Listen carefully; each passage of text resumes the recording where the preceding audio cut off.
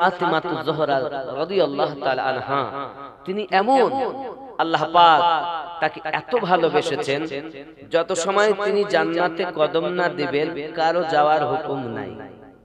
সুবহানাল্লাহ বলে, কেউ যেতে পারবে না। এমন কি আম্মা জান খাতুনে জান্নাত রাদিয়াল্লাহু তাআলা আনহা, তিনি অভাবে সংসারে দুনিয়া জমিনে আব্বাজি ও সোনা মানিকেরা বিবাহ দাম্পত্য জীবন না বিবাহ সুসম্পন্ন হয়ে গেছে। মাওলায়ে কায়নাত শেরে খোদা কারামাল্লাহু ওয়াজহুল কারীমের বাড়িতে বাবা তিনি যখন যাবেন, ওনাকে বিদায় দিবেন, অনেক কথা বাবা আল্লাহর হাবিব সাল্লাল্লাহু আলাইহি ওয়াসাল্লামের বউ স্ত্রী আমাদের আম্মা খাদিজাতুল কুবরা রাদিয়াল্লাহু তাআলা আনহা মনে বড় ইচ্ছা ছিল, আমাকে যদি আল্লাহ বাঁচিয়ে রাখেন ফাতেমা রাদিয়াল্লাহু তাআলা আনহার সঙ্গে তার শ্বশুর বাড়িতে যাব। এটা ছিল ওনার ইচ্ছা, কিন্তু উনি তো মক্কাতে ইন্তেকাল করে গেছেন। আমি যখন মক্কা মুকাররমায় আম্মা জানের রওজা মোবারকার কাছে যাই, আপনারা যদি কখনো মক্কায় যান তো দেখবেন জিন মসজিদ পার হয়ে কবরস্থান আছে।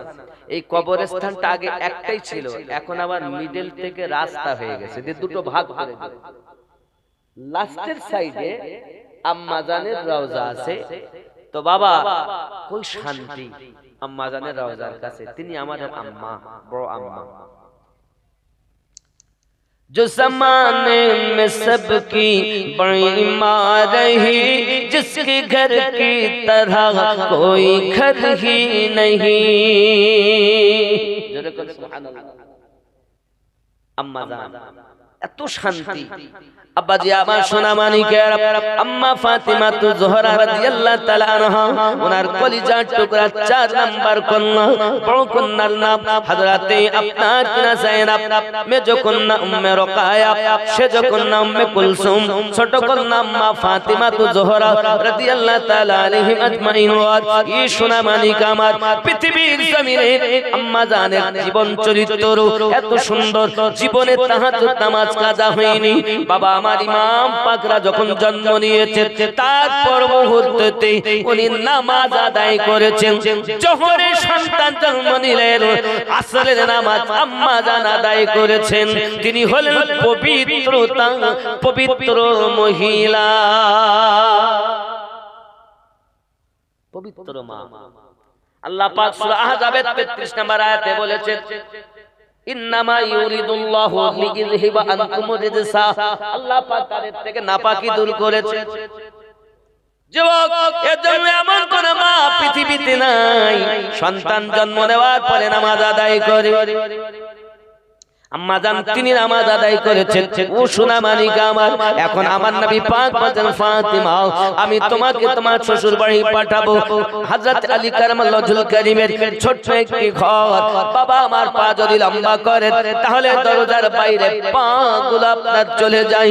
আম্মা জানকে ডাক দিয়ে বলছেন, ও ফাতিমা মনে বড় আশা ছিল তোমার আম্মা জানের তোমার সঙ্গে যাবে। আমি নবী চাইলে এই মক্কা ওই মক্কা নগরে অনেকেই রয়েছেন আমার ওয়াফাদারেরা, অনেকেই রয়েছেন আমার ওয়াফাদারেরা, অনেকেই আছেন সঙ্গে যাওয়ার জন্য। ফাতিমা আমি আলীর বাড়িতে অন্য কাউকে পাঠাতে পারি না, মা তুমি একা একা যাও না। আব্বাজি আমার সোনা মানিক স্বামীর সঙ্গে স্ত্রী চলে গেলেন, এই জন্য নবী কোন আপনার সঙ্গে দেননি কাউকে, কারণ দিলে তিনি বা থাকবে কোথায়, ওনারা স্বামী স্ত্রী বা থাকবে কোথায়। নবী তো দেখা আপনার মিঠাই নিয়ে এলেন, আম্মা জানকে আপনার মিষ্টি মুখ করিয়ে দিলেন। স্বামী জামাই আমার নবী পাকের দামাত, ওনাকে মিষ্টি মুখ করিয়ে দিলেন। আর বললেন, মা স্বামীর ঘরে যতই কষ্ট হোক না কেন মা, কখনো যেন স্বামীর অন্তরে ব্যথা দেবে না। ই সোনা মানিকেরা, প্রত্যেক ঘরের পিতা যদি সন্তানকে এমন করে ওসিয়ত করে দিত বাবা, তাহলে সংসারে আর গন্ডগোল হতো না। স্বামী স্ত্রীর ভিতরে মহাব্বত নাই। ও বাবাজি আমার দেহেতে কি দিয়েছেন? আমাদের তো টিভি লাগবে, ফ্রিজ লাগবে, মোটরসাইকেল লাগবে। আমার নবী পাক তো এমন করে কি দিয়েছেন? নামাজের পাঠি দিয়েছেন নামাজ পড়ার জন্য। আমাদের ঘরের বাপেরা এখন নামাজের পাঠি দেয় না বলে আছে।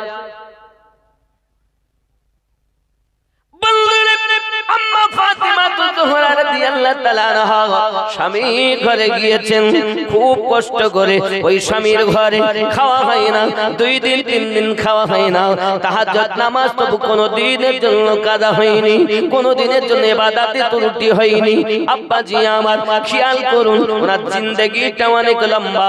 সংক্ষিপ্ত করে বলি বাবা, আম্মা জানের চাদর মোবারকা, ওনার যে চাদর মোবারকা, তারপর শুনুন বাবা, ও সোনা মানিক পৃথিবীর সরজমিনে আমার নবী দোজাহা সাল্লাল্লাহু আলাইহি ওয়াসাল্লামের দরবারে আপনার কিনা একজন নব মুসলমান খেতে দেওয়ার মতো কিছু নাই, কেউ আসেনি খেতে দেবে। সোনা মানিক আমার এমন সময়তে একটা সাদা ঘোড়া দান করলেন সাহাবী একজন। আমার নবী পাক বলেন এর মাথায় দেওয়ার জন্য কি দেবেন? হযরত আলী কারমালুল কারীম মাথার পাগড়িটা খুলে তাকে দিয়ে দিলেন। সালমান ফারসিকে আমার নবী ডাক দিয়ে বললেন, সালমান এই নব মুসলিমের কোন তত্ত্বাবধানের করো, খাবার ব্যবস্থা করো। আব্বা আমার ঘুরে ঘুরে কোথাও খাবার পাওয়া গেল না। হযরত সালমান ফারসি রাদিয়াল্লাহু তাআলা আনহু ওই মেহমান সহ আম্মা ফাতিমা যোহরা রাদিয়াল্লাহু তাআলা আনহার বাড়িতে পৌঁছে গেছেন। সোনা মানিক পৃথিবীর জমিনে আম্মা জানের বাড়িতে যখন পৌঁছে গেছেন, আম্মা জানের দরজাতে আওয়াজ দিচ্ছেন। সঙ্গে সঙ্গে খাতুনে জান্নাত রাদিয়াল্লাহু তাআলা আনহা সমস্ত কিছু শুনেছেন, শোনার পরে বড় খুশি হয়েছেন। খেতে দেওয়ার মতো তো কিছু নাই, কারণ 3 দিন ধরে আমারই তো কোনো কিছুই জ্বলে না। আম্মা জান করলেন কি, নিজের চাদরটাকে দিলেন আর বলেন, ওগো সালমান শামুনের কাছে চলে যান, শামুনের কাছে এই চাদরটা বিক্রি করে আপনার কিছু খাবার নিয়ে আসুন, যে খাবারগুলো তৈরি করে আমি মেহমানের খেদমত করতে পারি। চলে গেলেন হযরত সালমান ফারসি রাদিয়াল্লাহু তাআলা আনহু। চলে যখন গিয়েছেন শামুনের কাছে, ইহুদি শামুনের বাড়িতে রোজাতে গিয়ে আপনাকে আওয়াজ দিলেন, পার হয়ে এলেন। সমস্ত বিস্তারিত ঘটনাটা খুলে খুলে বলেছেন। খুলে বলার পরে শামুন কান্না আরম্ভ করে দিয়েছে, আয় সালমান, ফাতিমা নেককারিনী রানী, পারসা নারী, জগতে যা জোড়া মেলে নাও। ও সালমান, আমি শামুন তোমাকে অনুরোধ করি, ওগো সালমান এই চাদর নেওয়ার উপযুক্ত আমি নাও। 4 কন্যা চরিত্র এত সুন্দর, বাড়িতে 3 দিন ধরে না খাওয়ার, খাদ্য না থাকার পরও, খাবার না থাকার পরও নিজের চাদরটা দিয়ে যে মেহমানের খেদমত করতে চাই, ওই খাতুনে জান্নাতের চাদরটা পেয়ে আমি শামুন বড় খুশি। সালমান, আমি এখনই কলেমা পড়ে ইহুদি ধর্ম ত্যাগ করে মা ফাতেমার চাদরের সাদকায় আমি মুসলমান হয়ে গেলাম। জওয়ান যুবকেরা ভালো করে প্লেনের উপরে রাখবেন, ভালো করে প্লেনে গেঁথে রাখবেন। আম্মা জান ফাতিমা যোহরা রাদিয়াল্লাহু তাআলা আনহার চাদর মোবারকার বরকতে শামুন আপনার খাবার তো দিলেন, আপনার কিনা কিছু আপনার জব দিয়েছেন, খাবার দিয়েছেন, বাড়িতে এনেছেন, চাদরও ফিরিয়ে দিয়েছেন। সালমান, এই বরকতি চাদর, এই রহমতি চাদর আমি নেওয়ার উপযুক্ত হতে পারিনি। ঠিক এরকম আরো একটি ঘটনা রয়েছে বাবা। সোনা মানিক আল্লাহর নবীর সাহাবী হযরত আলী কারমালুল কারীম 3 দিন ধরে মদিনার গলিতে ঘুরে ঘুরে কোন যখন কাজ কর্ম পাননি, হঠাৎ করে তিনি স্বামীর কষ্ট সহ্য না করতে পেরে ডাক দিয়ে বলতেছিলেন, স্বামী আমাকে আমার পিতা ওসিয়াত করেছিলেন, ও আমার ফাতেমা স্বামীর অন্তরে যেন ব্যথা দেবে না। আমি ফাতেমা বাড়িতে থাকি, বাড়িতে থাকি, আপনি বাইরে থাকেন, কাজ কর্মের জন্য ঘোরাফেরা করতেছেন। 3 দিন ধরে যখন কোনো কাজ পাননি গো আমার স্বামী, আপনার কাছে আমার অনুরোধ, আমার চাদরটা নিয়ে যান, বাজারে বিক্রি করে বিনিময়ে খাবার আনুন। আমি ফাতেমা সব সহ্য করতে পারি, কিন্তু আপনার কষ্ট আমার আমার সহ্য হয় না। হযরত আলী কারামাল্লাহু ওয়াজহুল কারীম ওই চাদর মোবারকা খানা নিয়ে বাজারে বিক্রি করেছেন। এক ইহুদি খরিদ করে নিয়েছেন, বিনিময় টাকা পয়সা দিয়ে তিনি খাবার কিনে বাড়িতে এনেছেন। আম্মা জান রুটি বানিয়েছেন। সোনা মানিকেরা আমার দুইজনা খাওয়া দাওয়া করেছেন। খাওয়া দাওয়ার পরে একটু বিশ্রাম করে তাহাজ্জুদ নামাজ আদায় করতেছেন। জোরে বলুন সুবহানাল্লাহ। রাত গভীর হয়েছে, হঠাৎ করে আপনার কিনা দেখা গেল বিবির ঘুম ভেঙেছে। বিবি তখন উঠে দেখে পাশের ঘরে আলো ঝলমল করতেছে। স্বামীকে ডেকে বলে, স্বামী ব্যাপারটা তো আমার প্লেনে ঢুকলো না, ঘরে কোনো আমি আলো জ্বালাইনি, ঘরে কেন আলো জ্বলতেছে? অন্ধকার নিশি রাত, আমাবস্যার রাত, এত আলো কেন? বলে, বিবি তুমি জানো না, আজ আমি বরকতি চাদর খরিদ করেছিলাম, রহমতি চাদর খরিদ করেছিলাম, সম্ভবত চাদরের জ্যোতি। চলো না দরজাটা খুলি। স্বামী স্ত্রীতে দরজাটা খুলে ভিতরে যায়, চলে দেখে অন্ধকার ঘর, আম্মা জানের চাদরের বরকতে আলো হয়ে আছে। আমাদের মায়েদের চাদর ওন্না যদি নিতে বলে তো নেয় না। মৌলবীরা 3-4টি করে, একটা গলায় ঝোলা, একটা হাতে রাখে, 2-3টে করে রুমাল ব্যবহার করে। আর মায়েরা পর্দা জর্দা বানিয়ে ফেলেছে। ও জওয়ান যুবক সোনা মানি, আম্মা জান ফাতিমা জোহরা রাদিয়াল্লাহু তাআলা আনহার এই চাদর মোবারকা সঙ্গে সঙ্গে ইহুদি তার বিবিকে বলতেছে, বিবি গো তুমি জানো না রহমতি চাদর, বরকতি চাদর, আম্মা জানের চাদর। বিবি ডাকতে বলছে, স্বামী আপনি জানেন না পারসা নারী, এই জগতে তুলনাবিহীন নারী, যার প্রশংসার কথা আমি আমার বান্ধবীদের মুখে অনেক শুনেছি। আমার স্বামী এই চাদরের ইজ্জত সম্মান করা আমাদের পক্ষে সম্ভব নয়। আপনি চলুন চাদরটা ফেরত দিয়ে আসুন, নইলে আমাদের প্রতি হয়তো গজব অবতীর্ণ হতে পারে, লানত হতে পারে।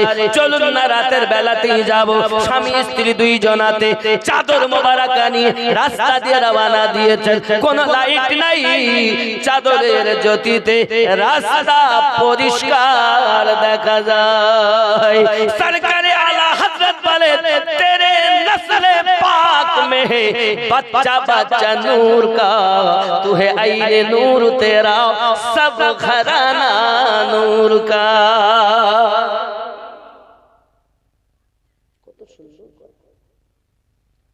গিয়েছেন দরজায়, ভাই আলী খুলে দেবেন কি দরজাটা জলদি? আমি সেই হতভাগা ইহুদি, খবর কি ভাই? আমার চাদর, আপনি চাদরটা ফেরত নেন, আপনি চাদর ফেরত নেন। কায়নাত হায়দার কাররার বলেন, ভাই পয়সা তো আমি দিতে পারবো না, ঋণ তো শোধ করতে পারবো না, আমি তো ব্যয় করে ফেলেছি, আমার টাকা দরকার নাই, আমাকে বাঁচান, চাদরটা নিন। কেন এমন কথা বলতেছেন? ধরুন তারপরে বলবো। হযরত আলী কারামাল্লাহু ওয়াজহুল কারীম চাদর মোবারকাকে ধরেছেন বাবা। সঙ্গে সঙ্গে ইহুদি বলতে চাচ্ছে, আলী জানতে ইচ্ছা হয় এই চাদরে এত লাইট কেন, এই চাদরে এত জ্যোতি কেন? ও হাই আলী, একবার কি দয়া করে বলবেন, এই বরকতি চাদর, রহমতি চাদর, আমাদের মতো গুনাহগার এই চাদরে ইজ্জত করতে পারবে না। ভুল করে নিয়েছে, আমাকে মাফ করে দিন। টাকা চাই না, পয়সা চাই না, যা দিয়েছিলাম সেও মাপ, চাদরটাও দিয়ে গেলাম। প্রশ্ন, আমার চাদরে জ্যোতি কেন?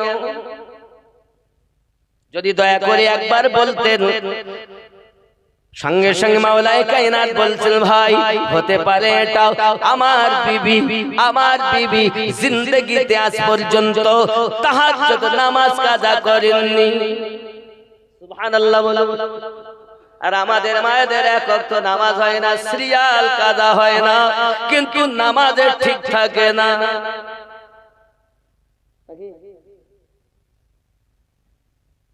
কি হবে যদি না নামাজ পড়েন? আবার জওয়ান যুবক সোনা মানিকেরা, আমার আম্মা ও খালা শুনে নিন, আম্মা জান ফাতেমা রাদিয়াল্লাহু তাআলা আনহা সম্পর্কে হযরত আলী কারামাল্লাহুল কারীম বলছেন, আমি এবং আমার বিবি ওই নবীর উপরে ঈমান এনেছি যিনি হলেন শরীয়তের মালিক আল্লাহর হাবিব, ওনার প্রতি আমরা ঈমান এনেছি, ইবাদতের পাবন্দি করি, হয়তো তার বরকতে আল্লাহ পাক আমার বিবির চাদর থেকে এত নূরের জ্যোতি দিয়েছেন। জোরে সুবহানাল্লাহ। আমি বোঝাতে চাই মা ও জননী আমার, আম্মা জানের চাদরের বরকতে যদি ইহুদি এমন আশ্চর্যান্বিত হয়ে যায়, সঙ্গে সঙ্গে ইহুদি বলেছিল, ও আলী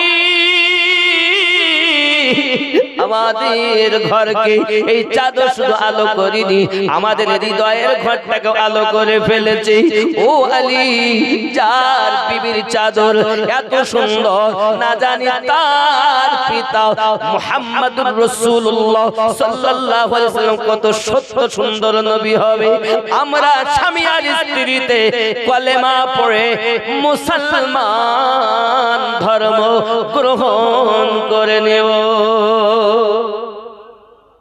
আমি বোঝাতে চাচ্ছি, আম্মা জানের চাদরের বরকতে ইহুদিদের যদি ঈমান নসিব হয়, আমার মায়েরা যদি শরীয়তের পাবন্দি করে, আব্বা আমার নামাজি হয়ে যায়, স্বামীর খেদমত করে, বেশি বেশি কোরআন তেলাওয়াত করে, আমার মায়েদের গর্ভে সরকারে আলা হযরতের সাচ্চা আশিক জন্ম নেবে।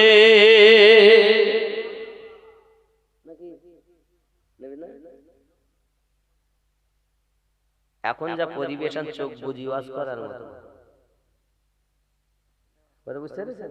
আর সম্ভবপর নয় বাবা, আল্লাহ হেফাজত করুক। জানেন, ওয়াজ শুনতে গেলে শোনার মতো সময় দিতে হবে, অন টাইমে দেওয়া ঠিক নয়। আর প্রধান বক্তা মানে লোক একটু দেখতে আসে, তাহলে হলো অল্প একটু শুনে চলে বাড়ি।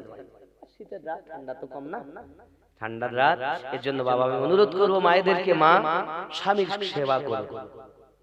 মায়েদের জন্য তিনটি কাজ: 5 ওয়াক্ত নামাজ আদায় করা, সংসারের কাজ করা, আল্লাহর কোরআন বেশি করে তেলাওয়াত করা। কথা বুঝতে পেরেছেন? জি। বলে হুজুর সব পারবো, কিন্তু স্বামী এটা আম্মা। দেখুন একটা ছোট্ট কথা বলি, একজন স্বামী স্ত্রী থাকেন, স্বামী কিন্তু খুব ইবাদত, প্রতিদিন আসরের নামাজ পর ময়দানের দিকে বেরিয়ে যান, বিবি কিছুক্ষণ পরে দেখে আমার বাড়ির উপর দিয়ে একজন ব্যক্তি রুমালে করে উড়ে চলছে। প্রতিদিন দেখে আর মনে করে যদি এই মানুষটারে পেতাম আমি একটু দীক্ষা নিয়ে মুরিদা হতাম। আল্লাহর নবী বলেন, একদিন স্বামী স্ত্রীতে কথা হচ্ছে, তুমি আর কি জানো, প্রতিদিন একজন করে আমি দেখি যে বাতাসে উড়ে যায় রুমালের উপর, ঘর ঘর, প্লেনে না, হেলিকপ্টারে না, রুমালের। স্বামী বলতে, ও তো আমি যাই প্রতিদিন। তখন ও ওই জন্যই তো একটু বেঁকিয়ে বেঁকিয়ে যাচ্ছে। এতদিন কি বলছিল? মুরিদা হতাম। আর যেই বলেছে আমি, এই জন্যই বেঁকিয়ে বেঁকিয়ে যাচ্ছে। তো সব মায়েরা একরকম নয়। স্বামী স্ত্রীতে যত মায়া মোহাব্বত, সংসারে তত বরকত।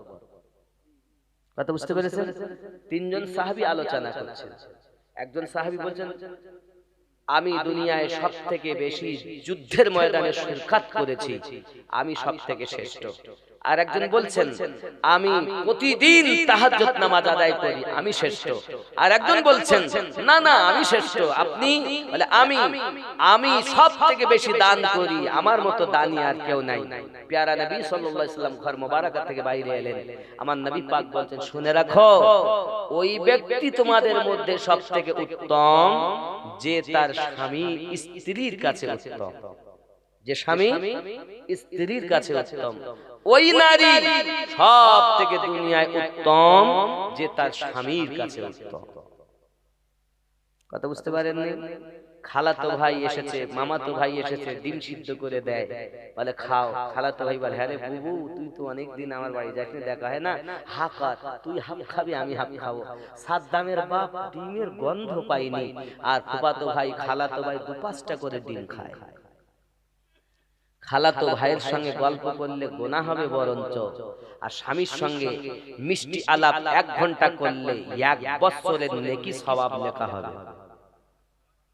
স্বামীর সঙ্গে মিষ্টি আলাপ করে না, খালাতো ভাইয়ের সঙ্গে গল্প করে, ফুফাতো ভাইয়ের সঙ্গে করে, মামাতো ভাইয়ের সঙ্গে করে। স্বামীর সঙ্গে মিষ্টি আলাপ করবে, আর স্বামী স্ত্রীকে ভালোবাসবে। আল্লাহ আমাদের তৌফিক দান করুক।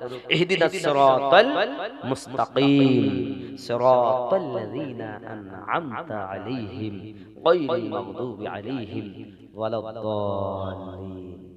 আরো বলেছিলাম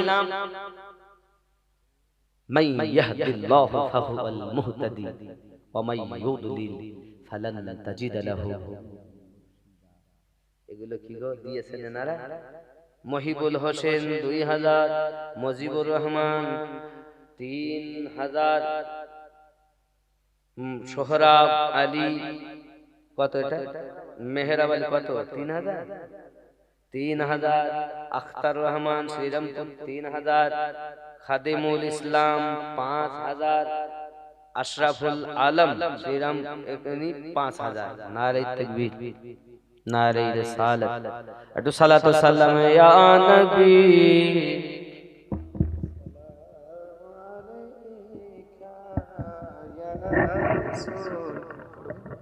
সালাম আলাইহি ইয়া হাবিব। একটু কাছে আসুন বাবা, আমার শেষ লগ্নে একদম।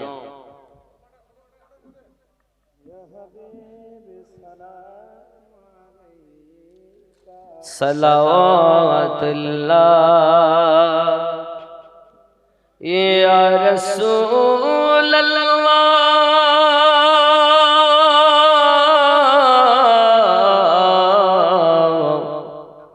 আই মেরে মৌলা के प्यारे आमना बिके दुलारे, अब किसको सैयद पुकारे, तुम हमारे हम तुम्हारे। नबी सलाम या रसूल सलाम या हबीब सलाम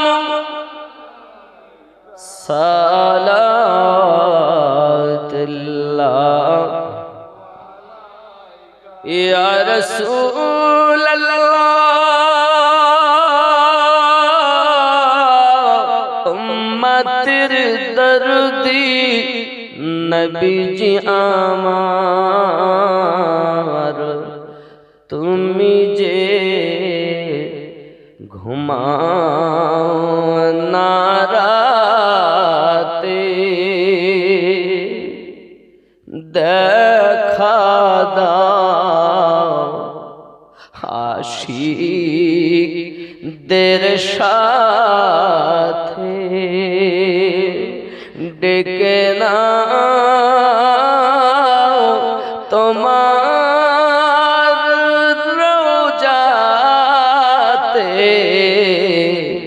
দরুদ সালাম দিতে ইয়া নবী সালাম আয়া রসূল সালাম ইয়া হাবিব সালাম সালাওয়াতুল্লাহ मोहब्बत पड़ी मुस्तफा जाने रहमत पेला सलाम।